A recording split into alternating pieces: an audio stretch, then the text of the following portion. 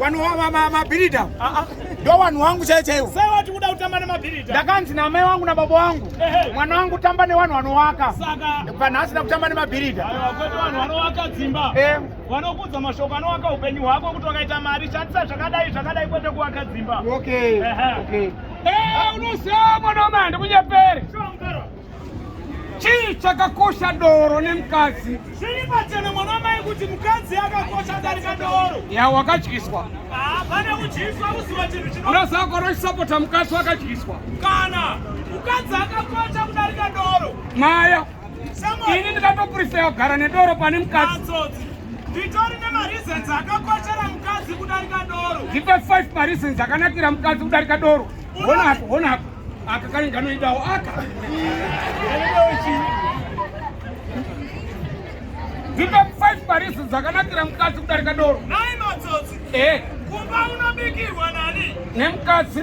Anokuachira. Mukazi. Warowa uri kubhawa iwe wazvimba nokutowa ndiani? Mukazi mwana wa mai. Warwara anokuendesa kuchipatara kana kukuitira zvose zvinodiwa ndiani? Mukazi.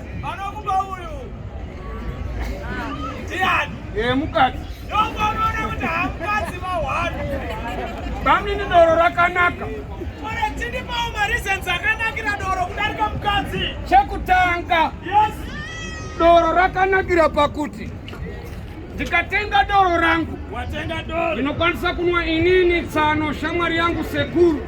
Yeah. Ko mukadzi munosheya here. Aiwa. Point number 2. Number 2. Doro. Doro. Kuchitonhora. Kana tiri chitonhora. Ndo parinonaka. Ko mukadzi wakatonhora.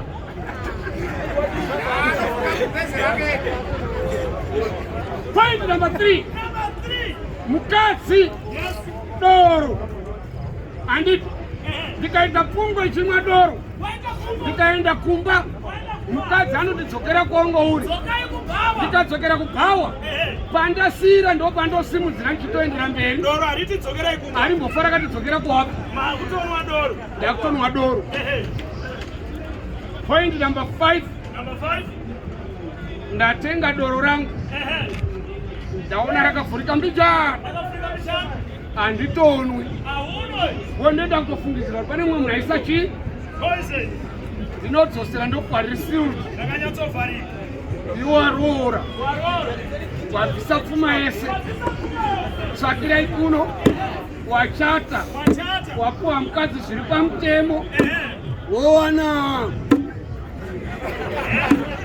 Owana. Unodzosera here?